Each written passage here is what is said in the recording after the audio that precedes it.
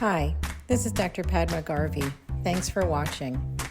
Today, I'm going to show you how to make a whole grain waffle recipe. This recipe is easy and it can be varied so that you can make a gluten-free version of this recipe. You can also make a low-cal version of this recipe. You can make a version of this recipe that doesn't utilize any added sugar. So it's a very versatile recipe. I have made this recipe with whole wheat flour. I've also made this recipe with oat flour, and I've also made this recipe with oat flour and oat fiber, as well as whole wheat flour and oat fiber. First, you want to add 1 3/4 cups of flour, and it can be entirely whole wheat flour, it can be entirely oat flour, or you can try another flour if you'd like. What I'm doing here is I'm adding 1 cup of oat flour and 3/4 cup of oat fiber. I like using oat fiber because it's a undigestible fiber, and so it fills you up, it makes the calorie count lower, and it is a great way of increasing your fiber consumption, which is so important for your gut health. Next, you'll add 1 tablespoon of baking powder. Then you'll add 1 tablespoon of sugar, or what I've done here is used 1/4 teaspoon of monk sugar. Monk sugar is also an undigestible sugar. It's all natural from the monk fruit, and it's another way of decreasing the calorie count and your sugar consumption.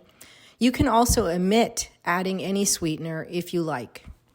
Then you'll add 1/4 teaspoon of salt and 2 tablespoons of chia seeds or ground flaxseed. I always use chia seeds because I find that it's a pain in the neck to have to grind flax seeds. Then you'll add 1 3/4 cup of a plant milk. I'm using oat milk in my recipe here.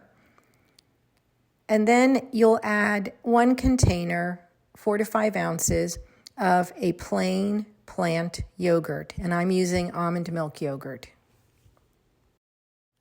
Then you'll add 1 teaspoon of apple cider vinegar, and then you want to mix thoroughly, making sure that you get all the lumps out. Let the batter rest for about 15 minutes, and after that you'll notice that it's thickened quite a bit, and that's because the oat fiber has absorbed some of the moisture, as well as the chia seeds. Get your waffle griddle ready to go. I have mine set on medium heat. And you'll ladle about 1.5 ladlefuls of the batter. You don't want to overfill the waffle griddle, because once you start cooking the batter, it's just going to ooze out of the griddle.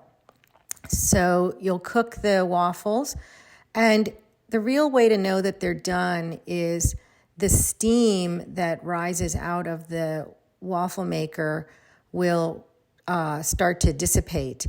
And once you see that there's really not a lot of steam coming out, that's usually a sign that they're ready.